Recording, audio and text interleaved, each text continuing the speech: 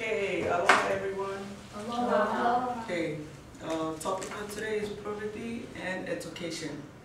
At the end of our class, the outcomes, I'd like to ask Shelly, would you like to read number one, Shelly, please? Learners discuss their understanding of the impact of poverty on today's children in the learning environment. Number two, Seta. Learners describe ways we as educators can help our students receive an equal opportunity to learn despite their economic shortcomings. Okay, today, as you all know, we're going to talk about poverty on education of children. Okay, if you see on my hand, she thought it's one of the Tongan so-called coconut that we never have here, but actually we call it beanbag. Anyway,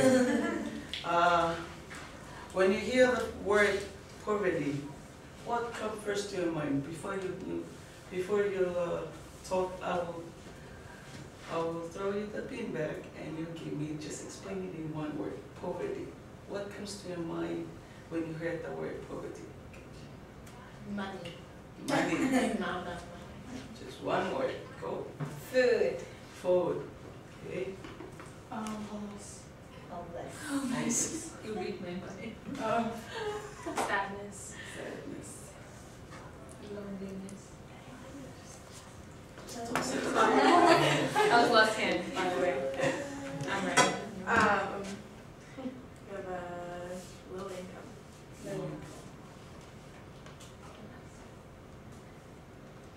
I forgot. Cleanness. What was it? Cleanliness. Sorry. Anyone else? Anyone else? Poor. Poor. Yeah. Okay. With all those words you're talking about, it does explain about poverty. Okay. I want you guys to think. I'll give you only 1 minute. Anyone has an experience about poverty, or if you serve a mission in a place that have poverty, you experience it. Like to say, I only want 2 people or 3 people to share. Any volunteers? Or I just okay. Just like an experience I had with that, like, my family did sub for Santa one year, so it's like where you buy Christmas presents for a family, you can't afford it, and like, so we bought the presents and wrapped them up, and we took them to a family that was like, I guess it would be considered like living in poverty.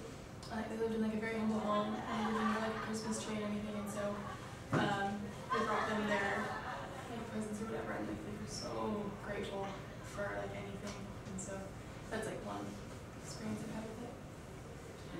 Anybody else? Yes.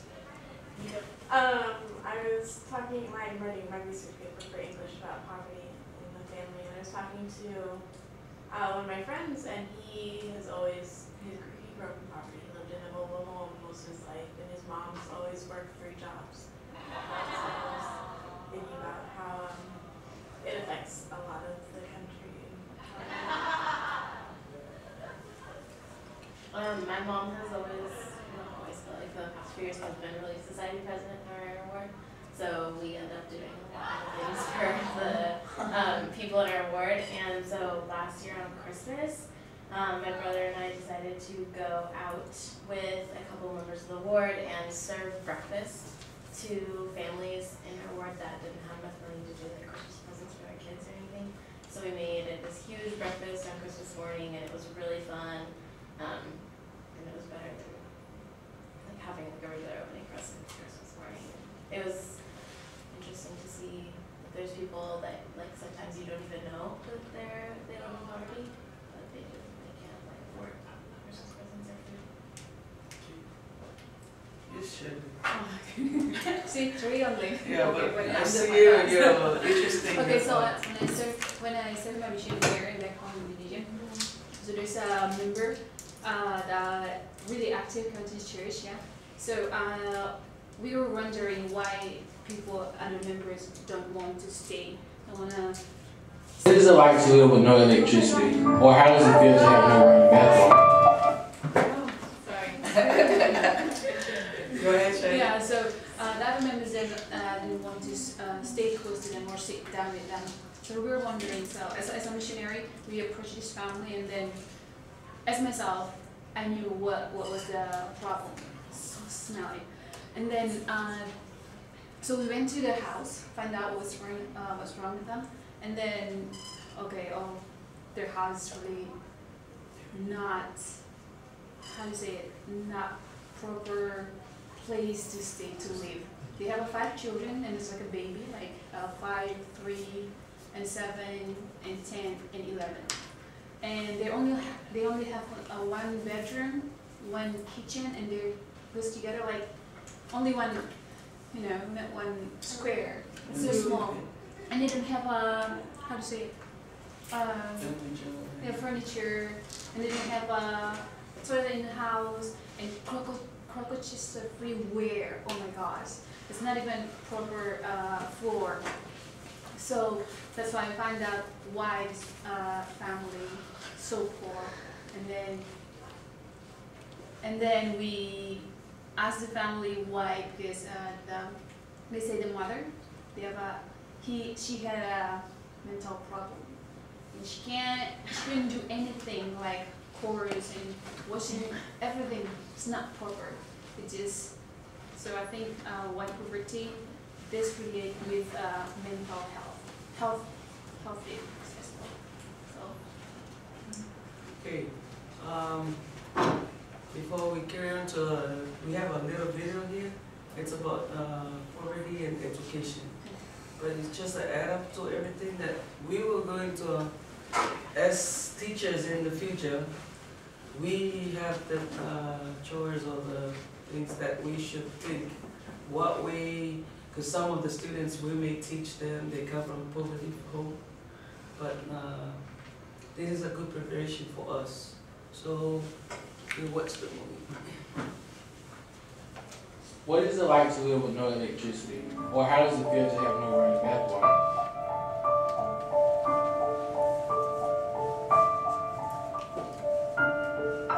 How many of you have had the lights turned off at your house? How do you study when you don't have the lights on at home? We have emergency flashlights, and I usually have to use them. I just light candles and sit around in a circle of candles. Candles. Yes, ma'am? I use candles because my mommy brings some. I'll go out to the car and turn on the overhead and read out there and study. In the United States, poverty has been an ongoing problem and has affected many organizations and a significant amount of people. There's no specific definition to poverty or a direct way to solve it, but to define it, it will be those having the lack of necessities such as food, clothing, shelter, things that are commonly privileged to many of us today.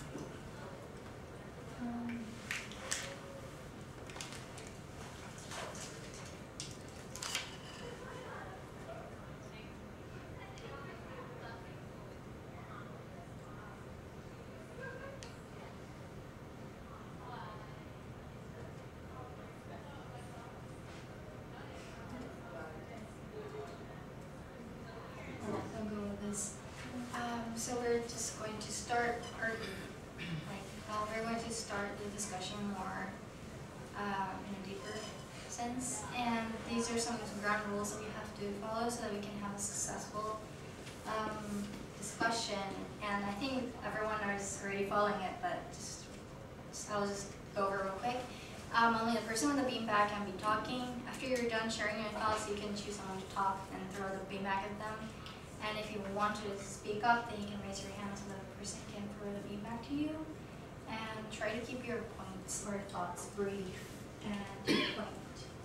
And now I would like you to think about this, like look at this quote and think about it. Can someone read it? Not they. Can we read it?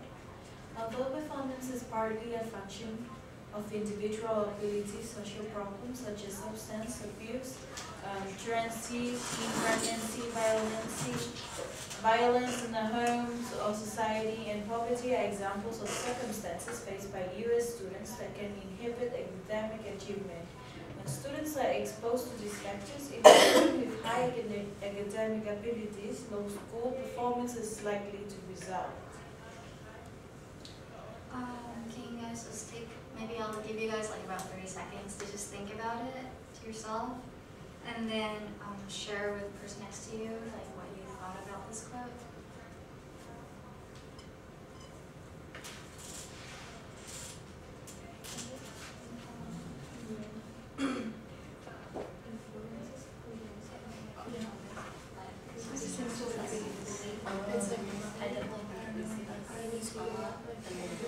As being students, we have seen it, and then oftentimes teachers have been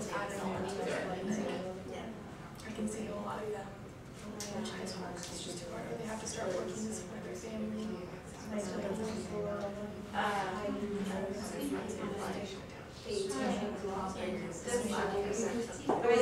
up your final thoughts. They don't want us to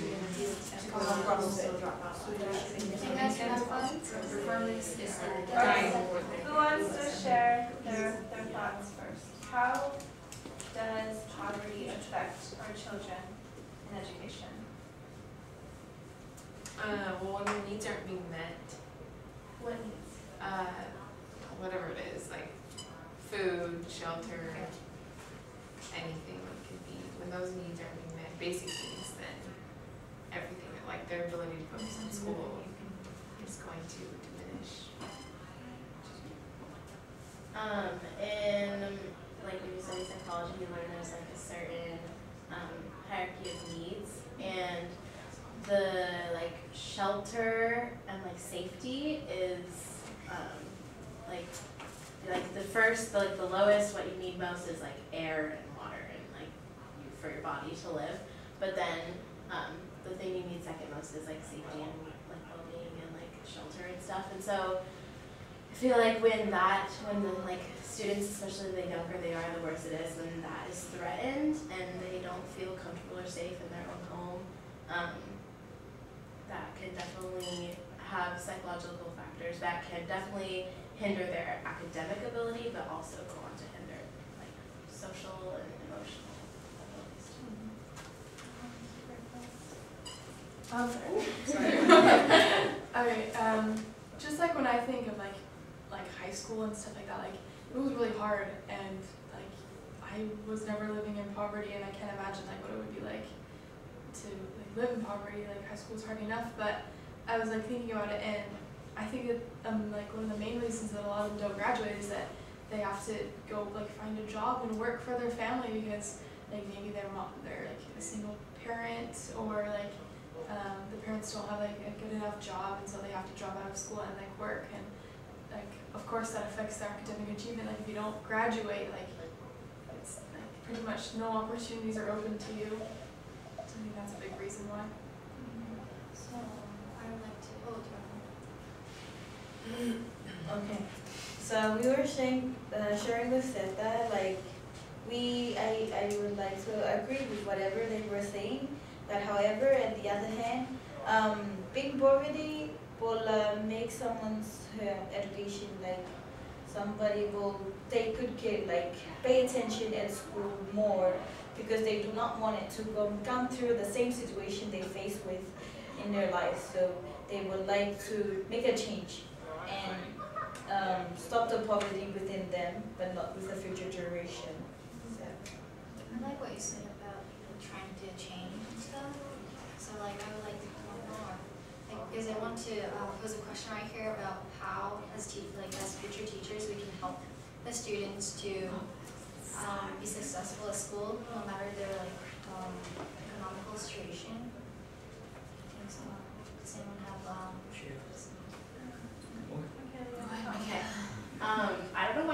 know the name of this movie, but it's one of my favorite movies, and it's a movie that when I first saw it is what made me want to be a teacher.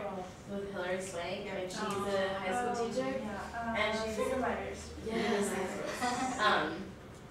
But like every time I watch it, it just makes me want to be a teacher so much more because I think as teachers, I mean, I don't know who has seen the movie, but she works in like a really low quality school with all these kids who live in poverty and with certain like family and family situations that aren't ideal. And she helps them all like graduate at the top of their class, and I don't know, it always like gives me chills because I think as teachers we like sometimes don't realize how big of an impact that we could have.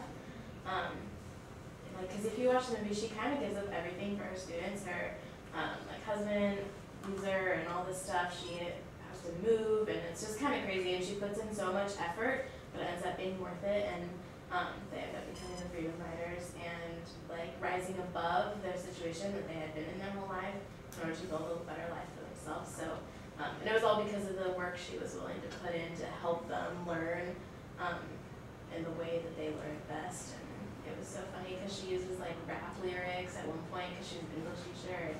So it's really funny. I love that movie, but it always reminds me that if we're willing to put in the work as teachers, then the students will be able to reciprocate that work and effort to be able to make their education more. That's a perfect point. Now, do you guys think that even though these children are in poverty, they're not eating breakfast, they're not thinking clearly, they're struggling with all of these different things at home, emotionally and mentally, do you guys feel like we as teachers can make a difference? How? Speaking from my experience of being a substitute teacher back at home, I have one student doesn't have breakfast, doesn't have lunch, even walk home to school. It comes to a time that he's left class and he never come to class. And the final was we have to be on the conference with all the teachers. They complain about him, but I noticed that this kid is a smart kid in class. They said just to suspend it, tell him to go home. So bringing him to me as a religion teacher, I was making the decision. I was asking them for a chance to, so that I can give one more chance to this kid so I can work together with him. So the thing that I was looking at, saving a soul, that person can be a good father or bishop or state person or something like that. That's what I was looking at him. And so when I talked to him and I share my lunch, I share my breakfast in the morning with this kid. And he did make a change. And I told him, if your mother is, she's single mother, you can be a good person, like make changes. And you can study hard because I believe in you, you can do better than that. You can become a person that you provide food for your mom and everything. So at the end, this kid was graduated 2 years ago and he's in the Philippines now serving a mission. So I believe that us teachers, we can make change in these kids even though they come from a high place, from a broken family. We can do part for those kids. That's really good, Nale. Thank you for that. Can you pass it to someone who hasn't had an opportunity yet? And let's think of ways that we as teachers can make a difference for these students. Who hasn't had a chance yet to say anything? And then you can say that. So I guess as a teacher, we not like giving them money, but we like helping them to It doesn't look like do better in school. So I think it's also important to observe and like talk to your students. You need to be very let's say you need to know your students very well. And it is important to talk to them to see how they're doing and how you can help them. I think that's important. That's really good. Thank you. If you were to know how to help them, could you just toss it to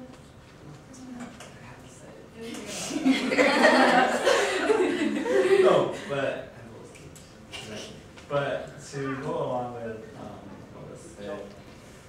getting to know your students, also like avoiding cut and paste style of teaching, if that makes sense. You know, teaching the same things, it's like a general type of student, because we've learned that every student learns differently, especially these kids coming from poverty-stricken backgrounds. And you know, not that you mentioned like, you know, that there are not just because you're from that kind of poor background doesn't mean you're always like not necessarily a troublemaker or a bad student. You know, if they want to learn, they actually have a desire to learn so that they can get out of that situation. Actually do research on that. And like there have been cases where there are kids coming from these poor backgrounds from the ghettos that they want to do well in school so they don't have to be stuck in that state life. So I think as a teacher, being able to teach to the students is avoiding teaching repetitively. Kind of building on what you said, I don't know who's taken Sister Bennett's class, but she makes a big deal about teaching equitably instead of equally. So that's what that made me think of, is make sure you're teaching equitably. And also I think an important thing is to build a strong personal relationship with students. I mean, it's harder when they're younger students, but as they mature, like high school students, if you have like a more of a personal relationship with them, it's easier to motivate them because you know what motivates them personally. So all those things will be easier if you know very well. Thank you guys all for your comments and input. After that. Yeah, so this pretty much going on with what you guys said. You know, whether we've had first-hand experience with poverty or not, like it's something that we're gonna have to deal with. Deal with is a bad way of saying it. It's something we're gonna have to experience.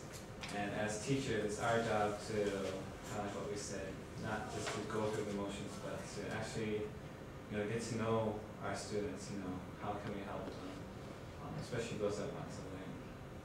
So we can make a difference, as Nale mentioned with her student. Like sometimes it's easier just to give up and just to move on. But if we put in the time and effort to really care for our students, to help them, you know, realize their potential, that they can do something great, no matter what background they come from. They can do something like